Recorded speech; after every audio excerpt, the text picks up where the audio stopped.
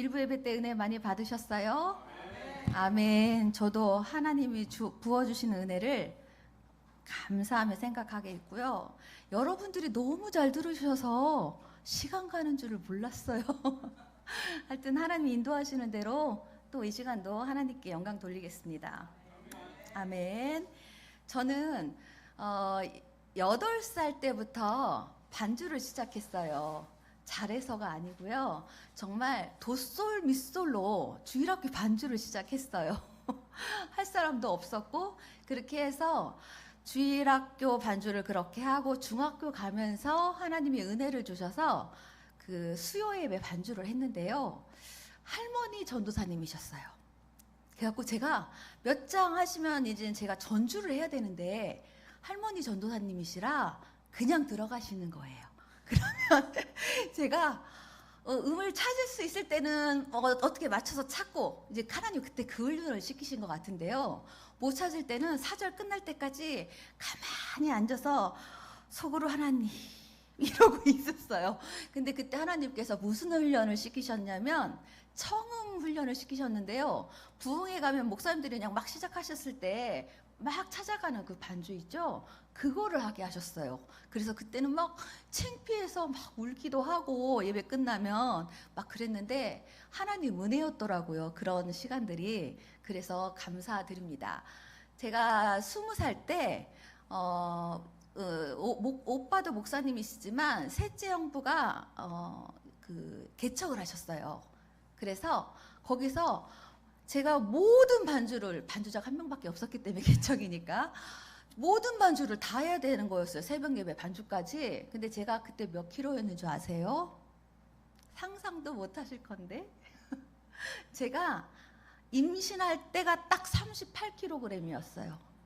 제가 지금 희귀성 난치병 때문에 약을 먹어서 이렇게 밖에 안 되는데 뭐 옷이 안 먹고 이런 건 스트레스가 안 되는데 남편 친구들이 저를 오랜만에 만났을 때 못 알아보거나 이런 게 조금 스트레스는 되더라고요. 근데 이것도 하나님 은혜로 모든 게 그냥 감사하며 살고 있는데 그때 38kg에 혼자 모든 반주를 하려니까 손목에 인대가 늘어난 거예요. 그래서 너무 아파가지고 저 웬만하면 도망갈 생각을 안 하는데 어떻게 하면 반주를 안 하고 도망가지? 이 생각을 할 정도로 손이 아프더라고요. 그래서 하나님께 작전 기도를 하기로 했습니다. 생각해보니 그때도 30일 작전 기도를 했네요. 그때도 30일 할 마음을 주셨어요. 그때 막 무슨 환상을 보거나 한 건 아닌데 30일 작전 기도를 해서 하나님이 나한테 주신 사명, 그 반주 사명이 나한테 주신 사명이라면 내가 인대가 끊어지거나 뭐 아프거나 상관없이 그냥 그 자리에서 죽으면 죽으리라 하고 그냥 반주를 해야겠다 이렇게 생각하고 하나님한테 작전 기도를 시작했습니다. 개척교회 했으니까 이제 상가 2층에 철문이 있는 그런 교회였어요. 그 뒤에 주방 하나, 유아실 하나 만들고 방 하나를 만들어서 목사님 사모님이 주무시는 방 정말 열악하게 시작을 했어요. 그랬는데 제가 30일 작정을 시작하고 작전 기도를 시작하고 유아실에서 자기 시작했습니다. 그래서 30일이니까 열흘에 한 번씩 하나님께서 3번의 꿈을 보여주시더라고요. 그래서 첫 번째 꿈이 뭐였냐면요. 열흘 동안 기도 계속 하는 저에게 반주 사명이 있습니까? 있으면 제가 아파도 하겠습니다. 그렇게 막 기도를 하는데 열흘이 딱 되던 날 하나님이 그 꿈을 보여주셨어요. 제가 꿈속에서 어떤 장면이 이렇게 영화처럼 스크린처럼 지나가는데 자동차가 확 찌그러져 있는 그런 모습 있죠. 근데 막 피투성인 거예요, 자동차가. 근데 순간 저한테 무슨 느낌이 오냐면 예수님 이렇게 그 자동차였는데 분명히 그게 예수님으로 보이는 거예요. 그래서 예수님은 저 때문에 이 물과 피를 다 쏟으셨는데 저는 이 손목 인대 늘어났다고 아프긴 했지만 이 인대 하나 늘어난 것 때문에 하나님께 온전히 반주를 드리지 못하고 맨날 도망갈 생각을 했네요. 주님 정말 잘못했습니다. 용서해 주세요. 이렇게 하고 깼거든요. 그래서 한 번은 이제 하나님께서 반주 사명이 있는 것을 분명히 알려주셨어요. 그래서 조금 이제 확신을 가지고 하나님 더 구체적으로 저한테 반주 사명이 있는 걸 3번에 30일 동안 3번을 보여주실 줄 몰랐죠. 하여튼 더 구체적으로 알려주세요. 저에게 확신을 주세요. 이렇게 기도를 하고 있는데 20일 되던 20날 맞죠? 20날 되던 날 하나님께서 다시 꿈을 보여주시는데요. 그 목사님 사모님이 주무시는 방 한 칸 간신히 마련해 놓은 거기에 그 침대에 제가 누워 있더라고요. 근데 꿈에서 죽었어요, 제가. 죽어가지고 그때 저는 처음으로 영이 뜬다는 것을 20살 때 처음으로 알았어요. 나중에 20신에서 이제 많이 이제 이렇게 경험을 하게 됐지만 꿈에서 이렇게 딱 떠가지고 이 천장에서 이렇게 그 침대에 누워 있는 저를 바라보고 있는데 천국에 간다는 확신이 있어서 그런지 되게 평안하고 그냥 아주 평안하게 잠들어 있는 제 모습을 보겠더라고요. 그리고 영혼은 이렇게 시공간을 초월하기 때문에 이렇게 마음대로 갈 수가 있어요. 그래서 유아실을 거쳐 주방을 갔는데 식구들이 꿈에서 얘기해요. 식구들이 막 아우 젊은 애가 벌써 죽었다고 너무 딱해서 어떡하냐고 막 우는데 제 용도 막 눈물이 나는 것 같더라고요. 그래서 이제 다시 돌아와서 저를 물끄러미 보는데 20살이나 될 만큼 얼마나 많은 죄를 졌겠어요. 저 거짓말도 아까 되게 많이 했다고 했잖아요. 근데 그 많은 죄 중에서 하나님이 딱 하나 회개하게 시키시는 게 있더라고요. 천사의 영이 이렇게 오는 게 느껴지는데 이 회개를 하지 않으면 제가 천국은 가지만 하나님께 부끄러울 것 같은 생각이 들었어요. 그게 바로 뭐냐면요. 인대 늘어난 거에 대한 그거 회개하는 거. 제가 어떻게 기도했냐면 꿈에선 죽었으니까 이렇게 기도했어요. 주님, 제가 살아 생전에 이렇게 기도를 시작했어요. 꿈에선 죽었으니까 하나님, 제가 살아 생전에 정말 그 인대 하나 늘어난 것 때문에 하나님께 온전한 반주를 드리지 못했어요. 잘못했어요, 하나님.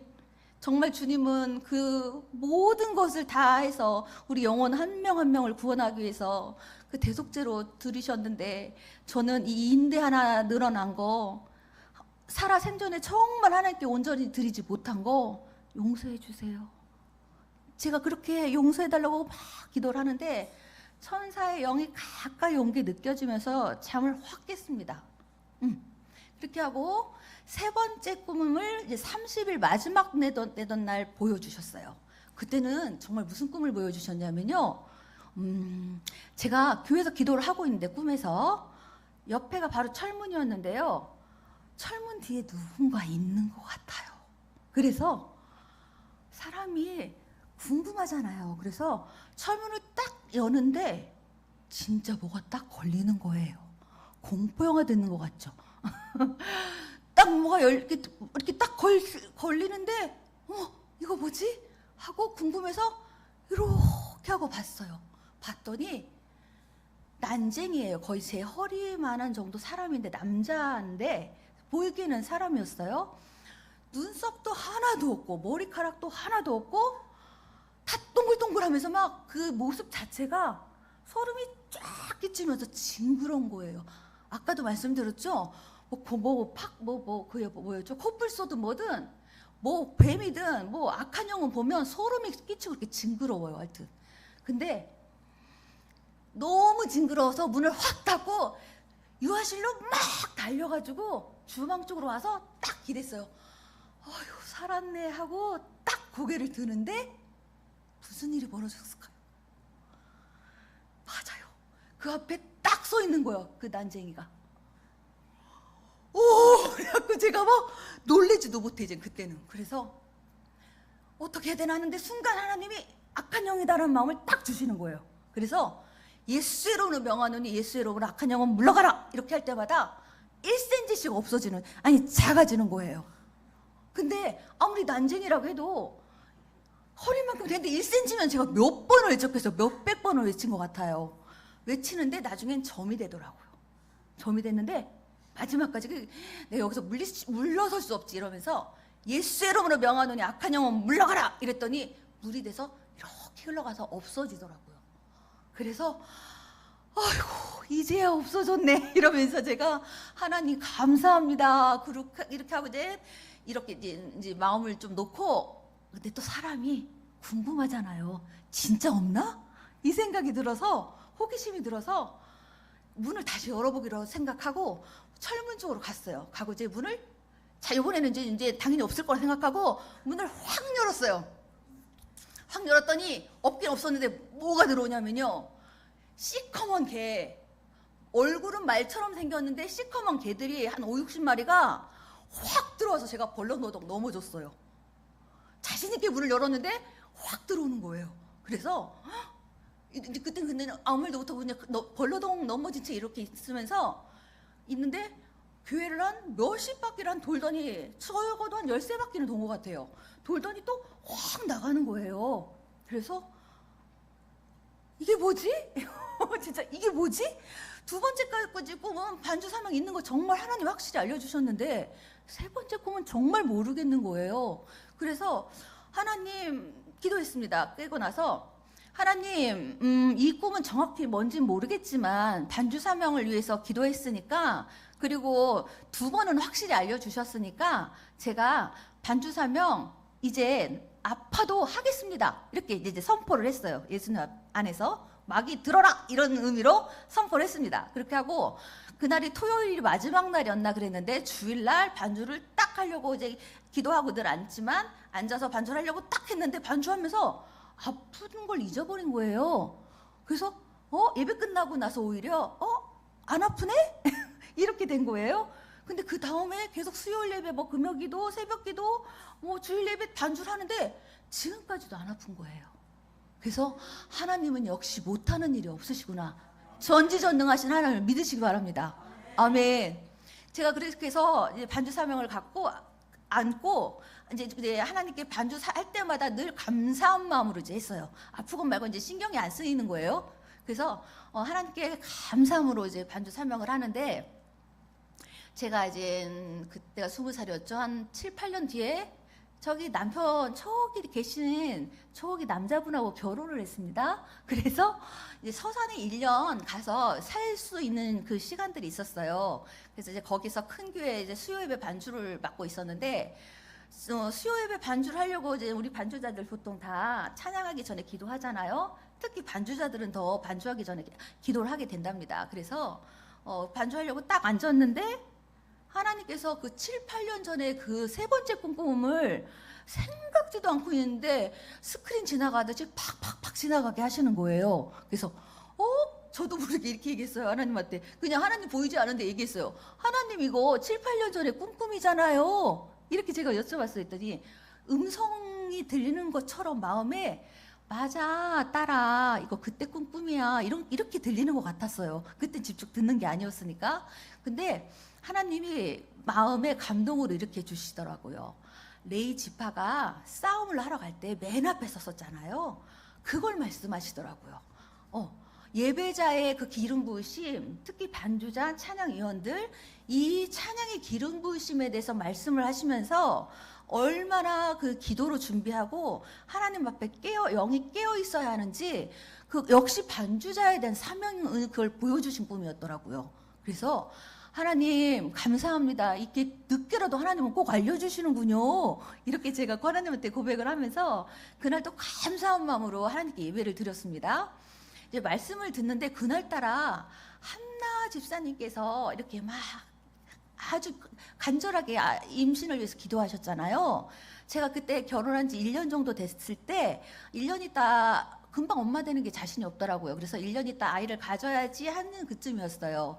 그래서 한나 집사님의 그 말씀을 되게 은혜스럽게 듣고 있는데, 다른 때하고 다르게 머리에서 발끝까지 너무 막 평안하면서 행복하면서 막 시원한 느낌이 드는 거예요. 그래서 이 느낌은 또 뭐지? 이러면서 하여튼 감사합니다 하나님, 기분 좋은 느낌이었으니까 그렇게 하고 집에 가서 이제 감사한 마음으로 잠이 들고 아침에 깨서 이제 보통 제일 첫 소변이 제일 정확하다고 하니까 소변 테스트기를 딱 했는데 임신 테스트 키트기에서 두 줄이 딱 나온 거예요. 그래서 하나님이 임신하게 하시려고 그 말씀을 그렇게 머리에서 발끝까지 새롭게 하셨구나. 이걸 보면서 제가 너무너무 감사했습니다. 제가 이 임신 얘기를 왜 다시 이제 꺼내기 시작했냐면요. 제가 40kg가 안 되면 임신이 안 된다는 것을 나중에 알았어요. 그것도 아기 낳고 나서. 참고하세요. 저는 그냥 아기 가져야지 그러면서 기도로 준비하면서 가졌는데 제가 아기 낳고 1년, 그러니까 하여튼 아기 다 낳고 나서 뭐 때문인가 병원을 갔는데 아기 임신하시려고 엄청 몇 년 동안 고생하셨죠? 이러는 거예요. 그래서 아니요, 그냥 갖고 싶을 때 가졌는데요. 이랬어요. 그랬더니 그럴 리가 없는데 40kg가 안 되면 임신은 거의 희박한데요. 이러시는 거예요. 그래서 이것도 하나님 은혜로 임신이 된 거구나. 제가 그래서 하나님이 지금 저에겐 딸 한 명 딱 하나 주신 귀한 선물이 있는데요. 그 하나님께서 그 딸 주신 것이 진짜 하나님 은혜였고 하나님 주신 귀한 복이구나라는 것을 고백하지 않을 수가 없습니다. 아멘. 그래서 그렇게 아이를 하나님 앞에 얻고 제가 이제 쭉 살다가 제가 생리통이 되게 심했어요. 제가 중2 때 아마 생리를 처음 시작한 것 같은데요. 중2 때 처음 시작하자마자 시작한 그날 하혈이 너무 심한 거예요. 이런 경우가 없대요. 그래서 막 무섭기도 하고 도대체 병이 걸린 건가 싶기도 해서 막 무서워서 그러는데 언니가 저를 그 캐나다 언니 사모님이 저를 데리고 엄마 아빠는 늘 이제 공장 일 하시느라고 바쁘셨거든요. 공장 운영을 하고 계셔서. 그래서 언니하고 병원을 갔는데 이거 이유도 알 수 없고 큰 병인 것 같다고 종합병원 큰 데를 가보라고 하는 거예요. 그래서 저는 그 나이에 산부인과 간 것도 창피해서 간신히 갔는데 큰 병인 것 같다. 큰 병원 가보라 이러니까 사형 선고받는 느낌이었어요. 그래서 겁도 나고 주님 이렇게 그렇게 정말 염소 소리를 내면서 주님 이렇게 기도하면서 울다시피 그런 목소리로 하나님께 기도를 하고 있는데 기도하는 식구들이니까 가족회의를 하다가 기도원에 가자 이렇게 결정이 났어요. 그래서 그 사모님 언니하고 셋째 언니하고 기도원을 갔어요. 저는 이제 한 두세 달 담임 선생님의 배려로 이렇게 두세 달 이렇게 휴학 비슷한 걸 하게 됐어요. 그래서 이제 가서 기도하는데 나중에 알았는데요. 사모님이 캐나다의 언니가 셋째 언니가 하나밖에 없는 그 귀한 반지를 하나님께 헌물을 했더라고요. 헌물을 하시고 금식기로 들어가셨더라고요. 그래서 주의 종은 다르시구나 이 생각을 했는데요. 저는 그냥 하여튼 언니의 그런 그 헌물과 그 음식기도 때문이었는지 저도 나름 기도를 했겠지만 얼마나 했겠습니까?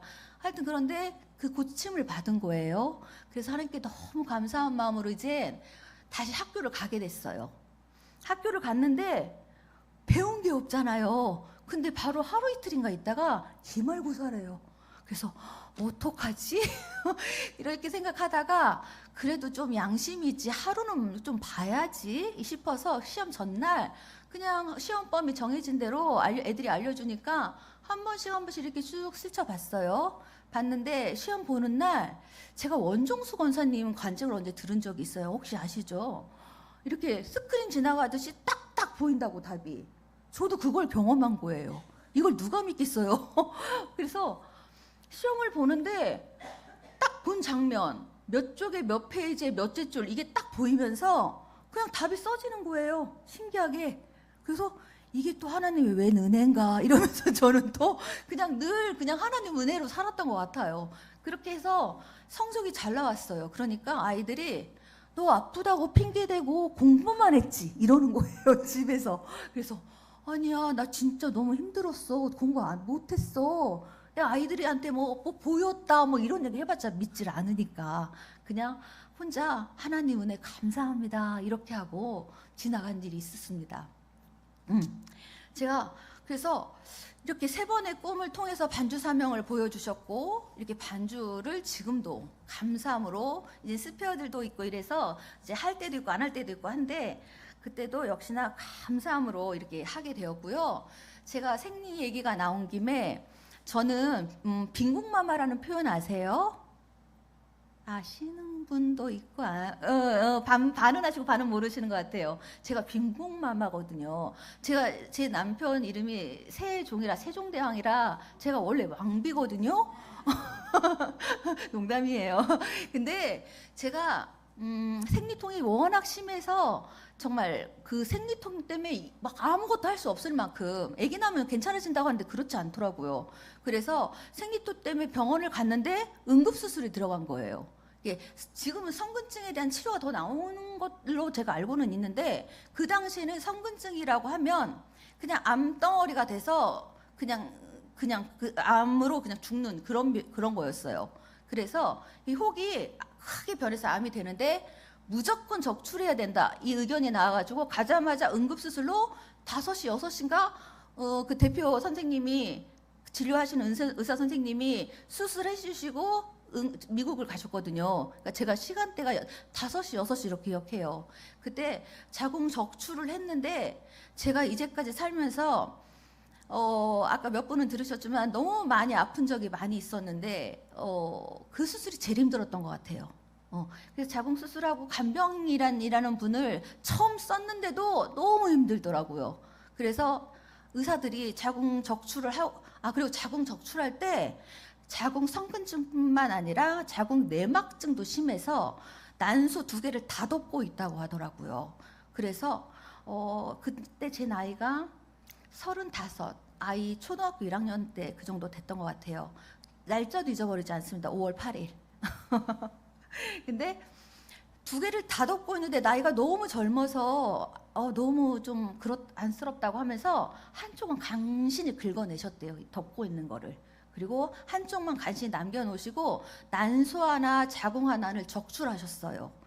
그런데 그거를 제가 이제 수술하고 와서 너무 지쳐서 이러고 있는데, 의사 선생님들이 몇 분이 오셔가지고 제 띈 난소와 자궁을 갖고 오셔서 직접 보여주시더라고요. 이런 상태로 어떻게 살았냐고 하실 정도로 많이 안 좋았대요. 그래서 하나님 은혜구나 이렇게 생각하고 있는데, 그 다음부터 시달린 게 있었어요. 저는 생리통이 없어져서 살 것 같았거든요. 근데 제가 한 달 동안 꿈을 꾼 것이 있는데, 제 자궁이 제 아이처럼 느껴지면서 한 달 동안 아이를 찾으러 다니는 거예요. 그래서 왜 이 꿈을 안 꿨으면 좋겠는데 맨날 아이를 찾으러 다니는 거예요. 분명 아기가 옆에 있는데. 그래서 하나님 이 꿈 좀 안 꾸게 해주세요. 계속 기도하는데 하나님께서 어느 날부터 이제 꿈을 안 꾸게 하셨고, 그렇게 이제 지나게 되었습니다. 그래서 난소 하나 적출하고 자궁 하나 적출하고, 또 췌장에 혹이 생겨가지고 우연히 그것도 배가 뒤틀어서 응급실을 갔는데, 췌장 CT를 찍었는데 췌장은 잘 발견되지 않잖아요. 근데 혹이 좀 크대요. 그래서 그 왜 진짜 그거 암인지 알려고 하는 검사 있죠? 그게 들어간 상태였는데 하나님한테 기도했어요. 하나님, 저한테 하나님께서 쓰실 부분이 있으시면 살려주시고, 하나님 뜻대로 하시되 정말 하나님 사명이 있으면 살려주세요. 이렇게 기도했는데 마음이 편안한 거예요. 그럼 어떤 결과가 나올게요? 암이 아니었어요. 양성이 아니었어요. 그래서 하나님께 감사드린 적이, 그런 식으로도 몇 번을 여기를 뭐라고 하죠? 여기도 막 덩어리 같은 게 있다고 해서 검사하고 막 이런 식으로, 그냥 지금도 머리에서 발끝까지 그냥 늘 통증이 있어요. 어떤 사람들은 이렇게 얘기를 하죠. 입신하고 하는데 하나님한테 다 고쳐달라고 하라고. 근데 저는 하나님이 기도하면 이런 말씀을 주시더라고요. 언젠가 고쳐주실 날도 있겠지만, 그 사도 바울의 눈의 가시처럼 저한테 그래도 감사하며 살 수 있어? 이렇게 물어보신 적이 있거든요. 더 정확히 표현하면 어떤 환상을 보여주시는데, 병실에 제가 누워 있더라고요. 근데 평생을 이렇게 누워 있어도 나를 사랑할 수 있니? 이렇게 물어보신 적이 있거든요. 그래서 제가 그럼요, 주님. 제가 비록 병상에서 뭐 주의 일을 위해서 마음껏 뭘 하지는 못하겠지만 그래도 내가 하나님 사랑하는 것만큼은 놓지 않을 거예요. 내가 하나님 사랑해요. 이렇게 고백을 드리게 하신 적이 있거든요. 근데 하나님이 이렇게 수시로 아프고 막 이렇게 지금도 통증 때문에 남편은 알죠. 통증 때문에 잠 못 자고 그리고 이 등이 남편만 볼 수 있지만 정말 눈물이 나려고 하네요. 남편이 전자사혈총으로 이렇게 수시로 따주지 않으면 잘 수가 없을 만큼 늘 가렵고 막 그래요. 그래서 사는 게 쉽지 않아요. 하지만 제가 10시마다 이렇게 초급파적으로 목사님도 계시고 평신도도 계신 10시 기도회를 늘 하고 있습니다. 그래서 그 기도회 그 9시까지 수업을 하고 10시에 기도 준비하는 게 쉽지 않아요. 하지만 성실하게 그 골방 기도하는 거 하나님께서 그걸 기뻐하시더라고요. 그래서 기도할 때마다 하나님이 힘 주시니까 또 감당하게 하시고 이렇게 되더라고요. 그래서 하나님께 늘 여러분 감사하며 살면 다 끝납니다. 아멘. 감사하면 버릴 것이 없나니 말씀해 주셨잖아요. 감사하면 모든 게 다 끝나요. 이기게 하십니다. 아멘. 제가 필리핀 집회를 작년에 갔었어요. 이제 천국 지옥 입신을 한 상태였기 때문에 목사님께서 천국 지옥 간증 집회를 한번 해라 이렇게 하셔서 이제 한번 하려고 하는 그날 준비를 좀 마음으로 이렇게 기도하고 준비하고 있었는데 기도하다가 주님이 그날 그냥 입신을 시키신 거예요. 필리핀 마닐라 교회에서. 그래서 그냥 그대로 입신이 되었습니다. 뭐 간증하고 뭐 이럴 상황도 아니고 입신한 상태에서 나중에 하나님께서 그대로 선포하게 하셨는데요. 그 교회에 향한 하나님의 계획과 또 이렇게 몇 분 또 특히 기도가 급하신 분들 그렇게 선포하게 하시고 특히 교회에 급한 기도 제목이 있었어요. 정말 그 교회가 운영이 되도록 너무 이렇게 교회 규모가 커요. 그 필리핀에 가보시면 아시겠지만 아이들이 버려진 아이들이 그렇게 많아요. 엄마가 버리고 아빠가 버리고 둘 다 버리고 이래서 한 정확한 명수는 기억이 안 나는데 교회에서 한 몇백 명 어른까지 다 해서 아이들만 해도 100명이 넘었던 것 같아요. 그 아이들이 필리핀 그 마닐라 교회에서 숙식을 다 하는 거예요. 왜냐하면 갈 곳이 없어요. 먹을 곳도 없고. 그래서 필리핀 집회를 가서 제가 이렇게 필리핀에서 유명한 게 뭐죠? 망고를 썰어 주시는데 제가 울면서 먹었어요. 그나마 깨끗하다고 하는 여자 숙소 아이들 방을 내주셨는데 식사할 때만 그것도 바퀴벌레가 막 벽에 돌아다니고 막 아이들이 근데 저를 예수님처럼 섬겨주시는 거예요. 그래서 진짜 그 뒤로 눈물의 망고라는 이름이 붙을 정도로 제가 펑펑 울었어요. 아이들이 너무 귀한데 제가 뭐라고 예수님처럼 막 섬겨주시는 게 너무 마음이 미안하더라고요. 그래서 제가 막 울면서 먹었던 기억이 납니다. 그래서 거기에 하나님께서 그날 세계 지도를 보여주시는데요. 혈관들이 세계로 쭉쭉 뻗어나가는 걸 보여주셨어요. 거기에서 그거와 관련된 기도 제목이 있었거든요. 근데 그것을 하나님께서 기뻐하시더라고요. 그래서 허락하셔서 그 기도 응답이 돼서 지금 하나님께 이렇게 하나님 나라 확장되고 하나님 복음을 위해서 크게 쓰임받는 지금 그런 교회로 하나님께서 계속 이렇게 일하고 계시더라고요. 그래서 감사했습니다. 그리고 제가 이거는 말할까 말까 고민했는데 하나님께서 생각나게 하시네요. 저희 교회에 한번 들어보신 분이 있을지도 모르겠습니다. 저하고 나이 같은 권찰님이 계셨어요. 남자 권찰님이신데요. 덩치도 이만하시고 결혼 안 하고 혼자 사시는 권찰님이셨는데 너무 재밌으시고 위트도 있으신 분인데 그분이 어느 날 갑자기 연락이 안 되는 거예요. 그래서 연락이 안 되지 해서 특히 이제 직장인들은 저희는 수요일이나 돼서 알았는데 월화 연락이 안 되니까 직접 찾아가서 경찰에 신고하고 해서 문을 열었더니 이분이 토요일 날 마치고 가서 심장마비로 돌아가셨는데 고독사 하시는 그런 상황이 된 거예요. 그래서 벌써 이미 부패가 일어나고, 그래서 식구들과 저희 교인들 목사님들 이렇게 그냥 너무 갑자기 연락을 받고 갔는데 빈소를 차릴 상황도 아니었어요. 그래서 그냥 염을 급하게 하고 그 관에 손을 대고 기도를 하는데 다들 울었죠. 너무 갑작스러운 죽음에. 기도하는데 하나님께서 그 환상을 보여주셨어요. 예수님과 옆에서 따라니 앉아서 해맑게 얘기하고 있는 모습을 보여주시는 거예요. 그래서 권찰님, 우리 권찰님 천국 가셨구나. 그래서 너무 감사했거든요. 근데 그렇게 해서 막 장례를 급하게 치르고 나중에 하나님께서 그 권찰님에 대한 그 입신을 통해서 권찰님이 어떻게 계시는지 다시 보여주셨습니다. 근데 권찰님이 와, 이렇게 계셨던 분이요, 엄청 날씬하신 거예요. 여러분, 천국 가면 20대처럼 안 믿어지세요? 여기서 다이어트 실패하셔도 그냥 개의치 마세요. 천국 가면 어차피 20대로 날씬하고 제일 젊고 예쁜 모습으로, 네, 20대 맞아요. 제일 젊고 예쁘고 멋진 모습으로 있어요. 그래서 권찰님을 만났는데 분명히 얼굴은 권찰님인데 너무 멋있는 거예요. 그래서 천국 가면 이렇게 다 하나님께서 훌륭하게 만들어 주시는구나.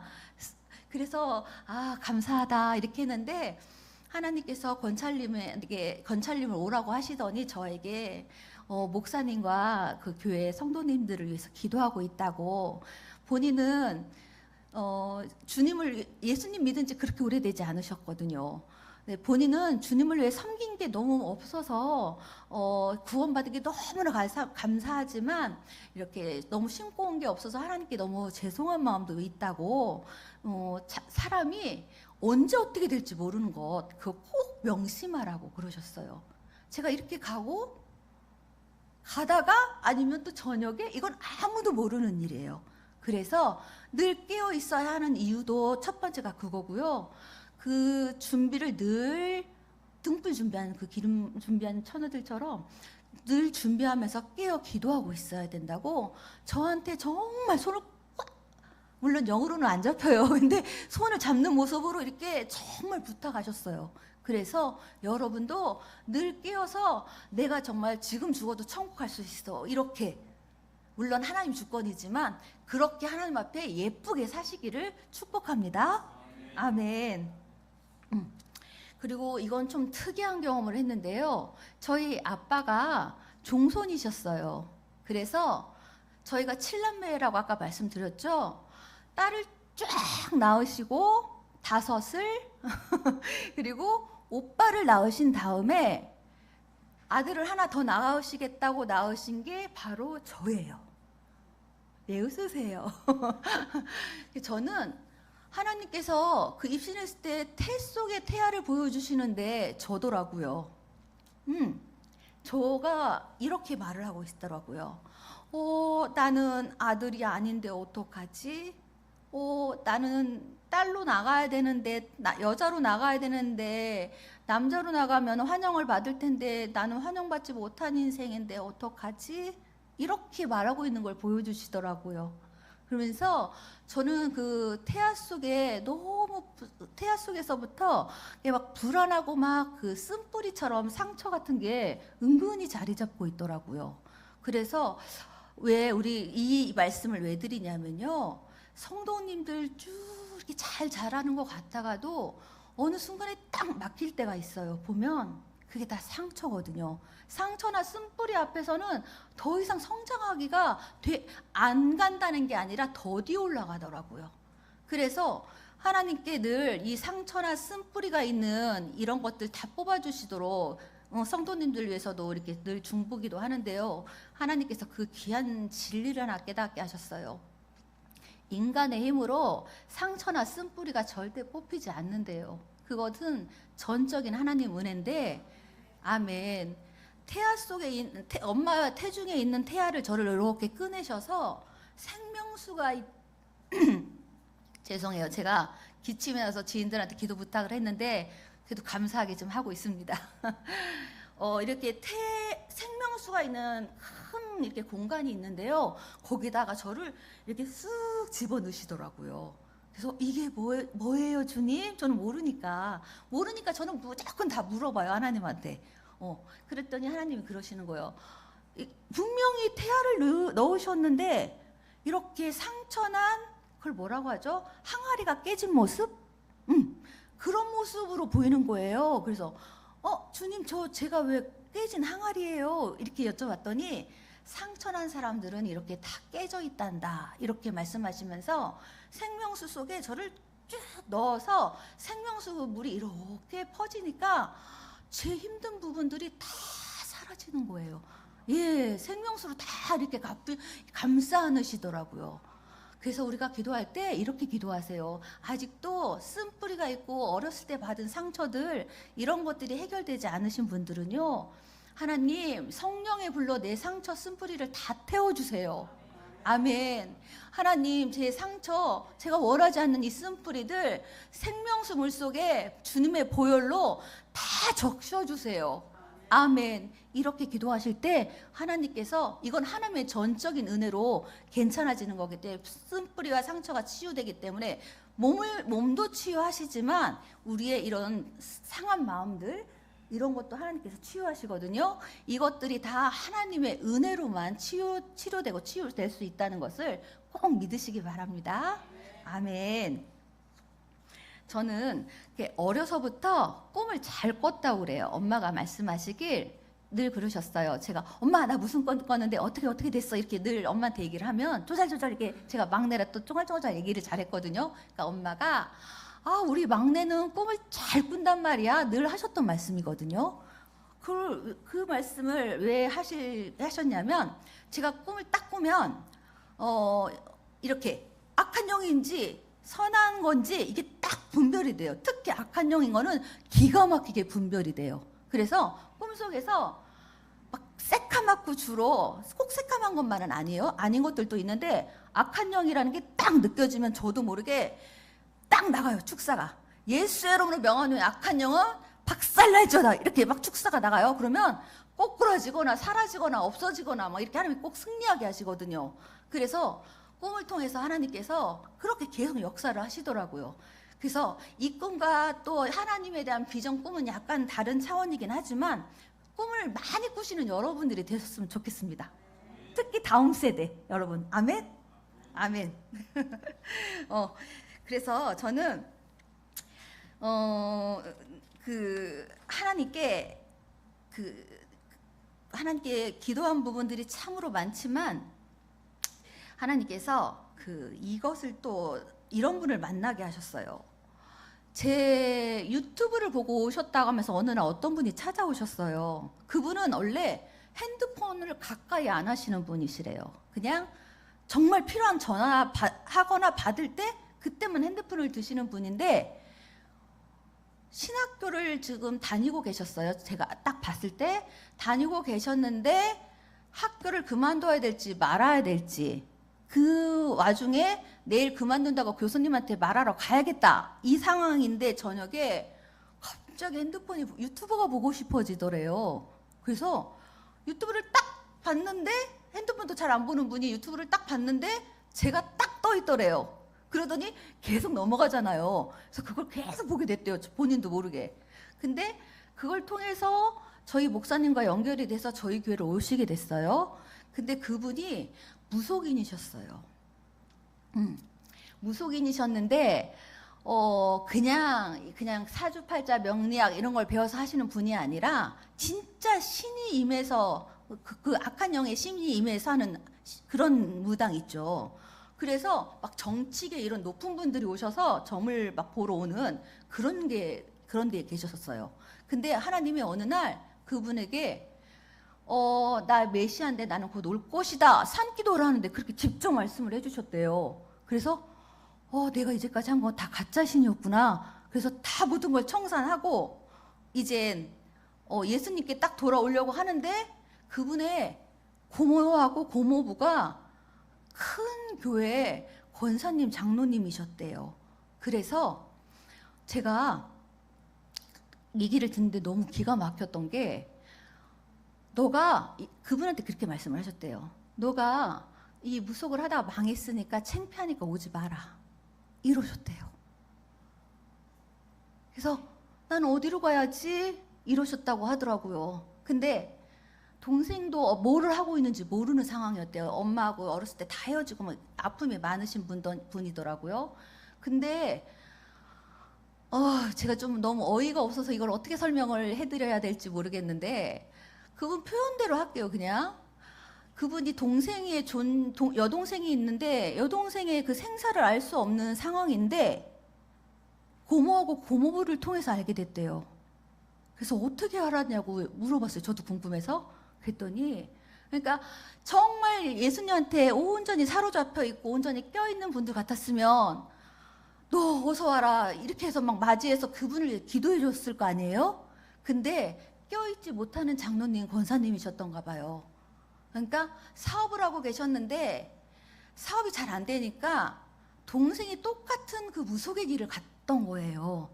그래서 그 동생한테 점치러 갔던 거예요. 어이없으시죠? 그래서 그 동생의 존재를 알게 됐는데 동생이 알면 언니가 예수님이라고 할까봐 어디 있는지를 절대 알려주지 말라고 했대요. 그래서 지금도 알지는 못한대요. 근데 그분이 말씀을 하시더라고요. 본인이 이렇게 막 그 무속의 세계에 있으면서 제일 많이 오는 사람들이 진짜로 놀라지 마세요. 집사님들이래요. 아니겠지. 저도 그렇게 믿고 싶었는데요. 진짜로 많이들 오신대요. 성도님들이. 그래서 여러분들 중에 안 계시겠지만 특히 또 우리 다음 세대 심심한데 타로점 하나 볼까? 뭐 컴퓨터 좀 볼까? 이런 것도 하시면 안 돼요. 하나님이 기뻐하시지 않는 건 절대 하시면 안 됩니다. 우상숭배도 하면 안 되고요. 점치는 거 진짜 싫어하세요. 하나님께서. 그래서 이제 그분이 이제 온전히 이제 하나님 앞에 돌아와서 하나님께 이제 지금 신학교 이제 그래서 신학을 그만두지 않고 끝까지 하셔서 이젠 앞으로 이젠 전도사님으로 서실 날이 별로 남지 않았어요. 믿음도 너무 강해지셨고요. 근데 그분이 처음 오셨을 때 저한테 저희 교회선 축사 사역이 있다 했잖아요. 축사 사역을 딱 하고 갔는데 그분 표현이 너무 재밌는 게 귀신은 보이는데 아직은 그게 그쪽 같이 있으니까 축사 사역을 한번 딱 받고 갔는데 아직도 귀신은 보이는데 귀신이 뭐라고 얘기를 하는데 안 들린대요. 그래서 그분 표현에 의하면 지들이 속이 터졌을 거라고 말을 하는데 나는 안 들리니까 지들이 속 터졌을 거라고 그렇게 얘기를 하더라고요. 그래서 아멘 할렐루야 제가 그랬죠. 그런데 그 다음 주에 오셔서는 축사를 또 받고 가셔서는 이제 그때부터는 귀신이 안 보인다고 하시더라고요. 할렐루야. 아멘. 하나님은 못 하시는 게 없으세요. 아멘. 그래서 제가 이분 이야기를 왜 하냐면요. 입신했을 때 하나님이 한 번은 이분만 입신해서 그분만 얘기를 하신 적이 있어요. 그만큼 살아가시는 거더라고요. 그분께서 이 무속의 세계에서는 막 질투하고 시기 내고 샘내고 이런 건 너무 가득 차서 사랑이란 느낌이 뭔지를 모른대요. 그래서 만약에 하나님이 자기를 사랑하신다고 하면 자기는 그 느낌이 뭔지 모를 것 같다고 이런 얘기를 나중에 하셨어요. 근데 하나님께서 저한테 무슨 얘기를 하시냐면요. 사랑하는 딸아, 그 딸을 만나게 되면 세상에 가서 내가 네 인생을 책임지겠노라 이 말을 꼭 전해주거라 이렇게 말씀을 하시는 거예요. 그래서 보통 사랑한다고 하시는데 제가 그걸 꼭 전하겠습니다. 그리고 이 자도 너 사랑하는 딸과 같이 너와 같이 아주 하나님께서 기뻐하시는 간증자로 세워질 것이다 이렇게 말씀하시고 이 무속 세계에서 전도할 많은 자들이 아직 있대요. 하나님께서. 그래서 이 영혼을 하나님께서 직접 찾아가셨다고. 우리는 왜 무당들 전도하려면 조금 좀 꺼려지잖아요. 근데 이분은 그렇게 말씀하시더라고요.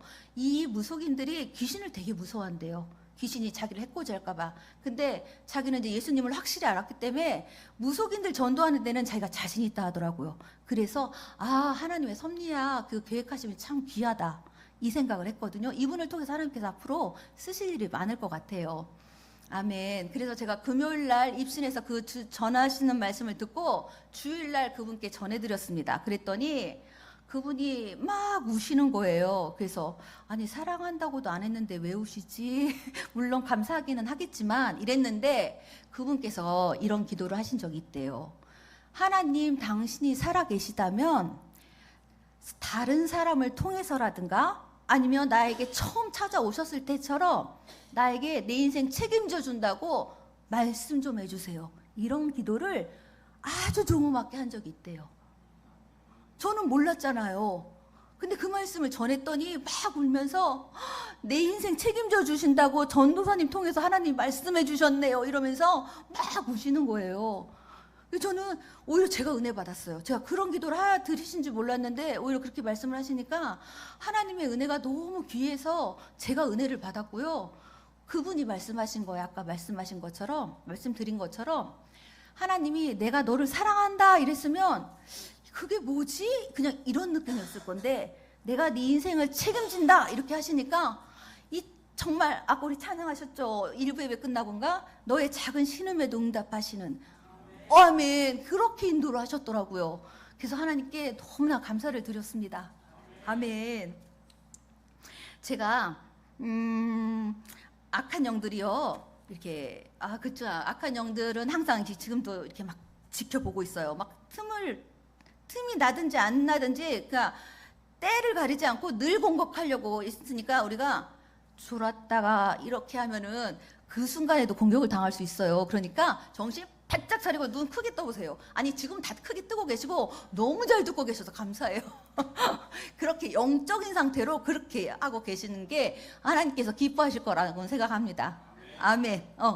저는 그래서 그분께서 하나님께서 이제 얼마나 그분을 사랑하시는지 이거를 이제 깨닫고 이제 그분을 위해서 또 중보기도를 시작했는데요.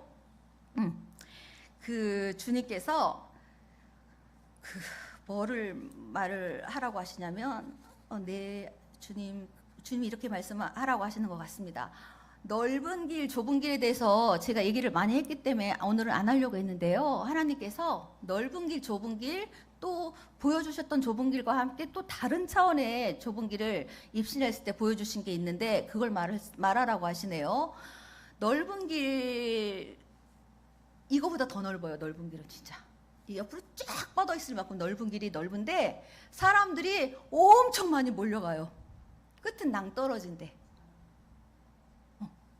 제가 이렇게 넓은 길 끝에서 이렇게 저쪽에서 온다고 치면요 넓은 길 끝에 서 있는데 이 발 앞에 낭떠러진데 사람들은 몰라요. 그냥 계속 와요. 성도건 성도가 아니건 좀 편하게 믿지 뭐 이렇게 하는 성도님들 넓은 길 걷고 계시더라고요. 근데 거기 전광판에 서 있어요. 나 루시퍼인데 물론 그 넓은 길 가는 사람한테는 그렇게 안 써 있어요. 행복으로 인도하는 좋은 길입니다 이렇게 써 있어. 가장하고. 근데 좁은 길 가는 사람한테는 그게 보여요. 나 루시퍼인데 니들은 이제 다 내 밥이야. 지옥에 떨어져. 이렇게 써 있어요. 근데 넓은 길 가는 사람들한테는 그게 보이지 않아요. 그러니까 실컷 웃으면서 막 즐기면서 넓은 길을 걸어요. 오히려 좁은 길 가는 사람들을 비웃으면서 왜 이렇게 고집불통이고 왜 자기들만 예수님만 구원 있다고 하고 아우 도대체 얘기가 안 통해 막 이렇게 얘기할 정도로 비웃더라고요. 좁은 길을 가는 사람을. 근데 좁은 길은 진짜 한 사람만 간신히 걸을 수 있는 길이에요.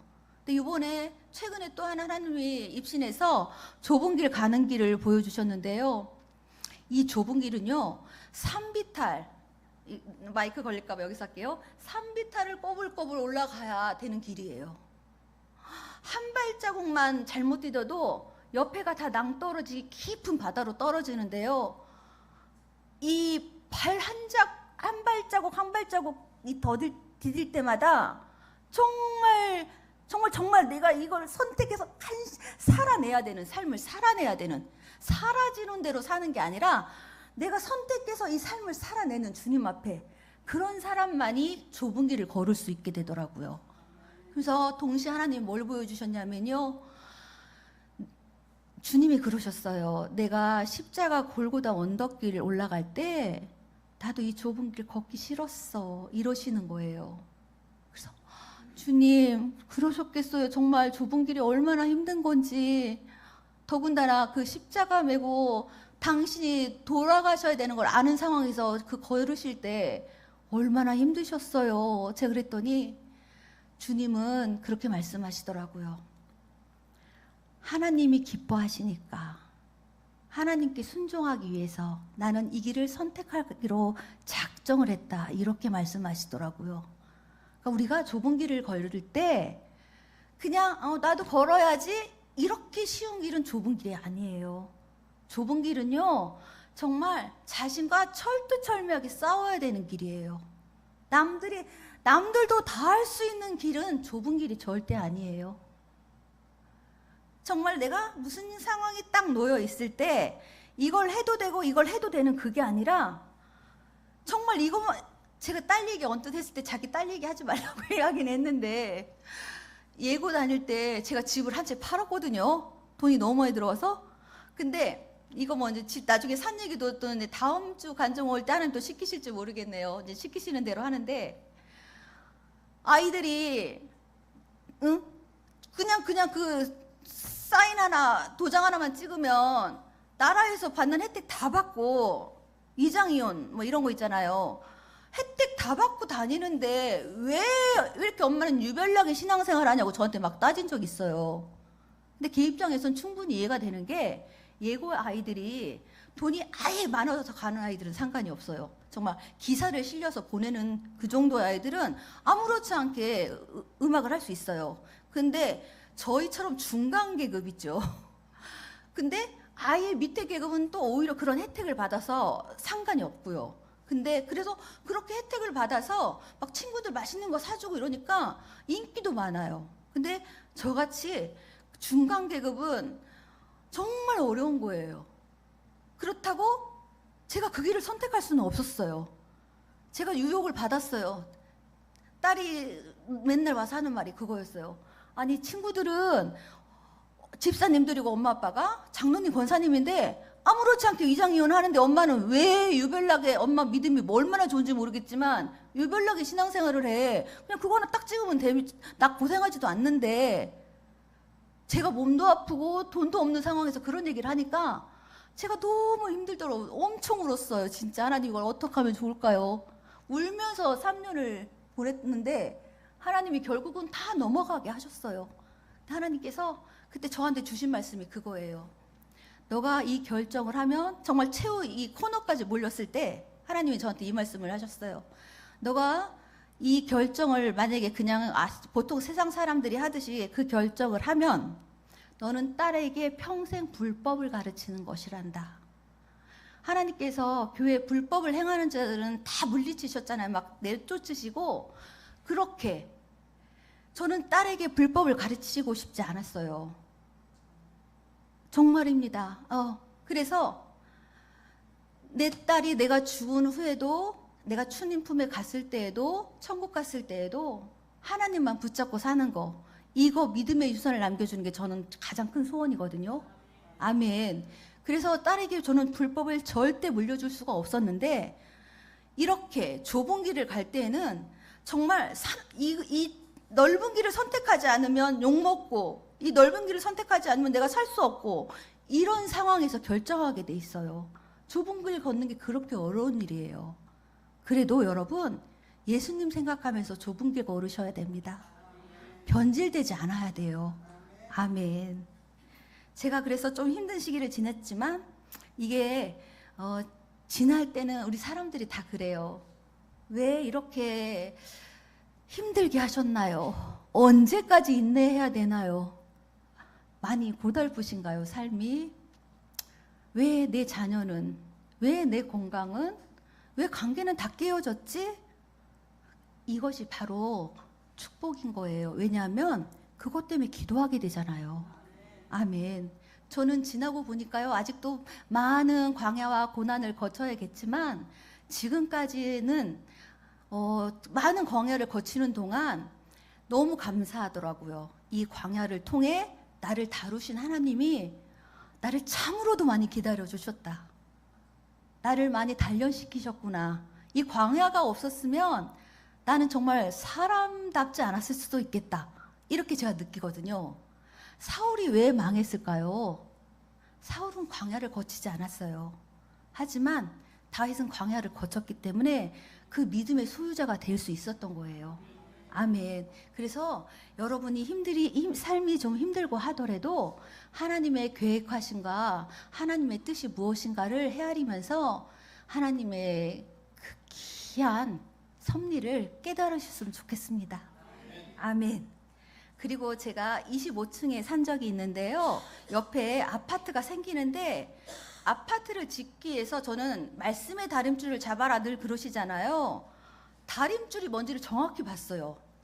이렇게 다림줄이 쫙 내려져 있는데 이제 뭐 건축 쪽에 계신 분은 잘 아시겠지만 저는 이제 그쪽 관련이 없어서 처음 봤는데 다림줄이 이렇게 쫙 내려져 있으면 그걸 가지고 아파트가 잘 세워졌는지 그 각도를 맞추더라고요. 그래서 막 30층까지 막 이렇게 세워진 걸 봤는데요. 왜 말씀의 다림줄을 잡으라고 하는지 알겠더라고요. 말씀의 다림줄이 딱 이렇게 서 있는데 말씀의 다림줄을 잡지 않으면 이렇게 삐뚤게 가기도 하고요. 이렇게 옆으로 기대기도 하고 온전히 말씀을 잡지 못하게 되더라고요. 그래서 하나님께서 말씀의 다림줄을 꼭 붙잡으라고 하시는 이유를 알겠더라고요. 여러분도 믿으십니까? 아멘. 그래서 저는 입신할 때 하나님이 정말 별 방법으로 이렇게 천국을 인도를 하시는데요. 말씀의 다림줄을 붙잡고 있을 때 천국으로 이렇게 올라가게 하신 경우가 참 많이 있었어요. 그래서 성경 말씀을 부지런히 읽고 외울 수 있으면 외우고 이렇게 말씀을 정말 끝까지 붙잡아야겠다. 말씀에서 성경에서 말하지 않는 것은 복음이 아니에요. 아까도 말씀드렸죠. 구원이 예수님 아니고는 없다고 했는데 성경에서 말하지 않는 그 예수님 외에도 구원이 있다. 성경에서 그렇게 말한 적이 없어요. 그거는 복음이 아니에요. 성경이 말하지 않는 것은 복음이 아니라는 것입니다. 믿으십니까? 아멘. 아멘. 그래서 저는 성령의 은사가 임하기를 되게 간구하는 분들이 많아서 또 타 교인들 또 멀리에서도 금요기도에 저희 교회는 많이 참여를 하세요. 근데 제가 느낀 바로는 마음이 먼저 하나님 앞에 정결해져야 하나님이 주실 수 있어요. 왜냐하면요, 정결하지 않은 상태에서 주시면 그분이 감당을 못해요. 왜냐하면 성령의 소욕을 쫓아 살아야 되는데 육신의 소욕을 쫓고 있는데 성령의 은사가 임하면 이게 마귀 소리인지 하나님 소리인지 분별을 하지도 못하거니와 하나님 기뻐하시는 대로 그 성령의 소욕대로 살지 못하기 때문에 정결해지고 나서 또 말씀이 기반이 잡힌 상태에서 은사가 임하는 게 순서가 그게 맞는 것이더라고요. 그래서 여러분이 정말 하나님의 그 귀한 것들을 받고 싶고 하나님의 마음과 막 사랑을 느끼면서 정결해지고 싶으면 말씀을 늘 읽으십시오. 말씀이 늘 여러분 그거 혹시 아세요? 기도할 때도 하나님 말씀에 이렇게 말씀하셨잖아요. 예를 들어서 주의 말씀은 내 길에 내 발의 등이요 내 길의 빛이니다 이렇게 말씀하셨잖아요. 하나님 이렇게 해서 말씀을 가지고 기도하면 응답이 더 빠르다는 거 아세요? 말씀을 갖고 하나님께 기도하는 거예요. 그래서 말씀을 정말 많이 읽고 정말 많이 외우시기 바랍니다. 아멘. 안 보이신다고요? 듣기라도 하시면 되잖아요. 요즘에 유튜브 많이 나오니까. 그래서 말씀 많이 들으시고 말씀으로 기준을 세우시기 바랍니다. 아멘. 그리고 우리가 회개하지 않을 때 마귀가 너 내 법이야 이렇게 하는 거 아세요? 아까도 계속 말씀드린 것처럼 회개의 영이 임하지 않으면은요, 회개할 기회를 놓치면 계속 마귀가 진을 치고 결국은 양심에 화인 맞은 자여 이렇게 말씀하듯이 양심이 결국 점점 두꺼워져서 성령의 세밀한 음성을 들을 수가 없어요. 안테나를 쫑긋 주님께 세우고 있지 않으면요, 아무리 말씀하고 싶으셔도 딴 방송을 듣고 있어. 근데 하나님 말씀하시는 게 안 들려요. 똑같아요.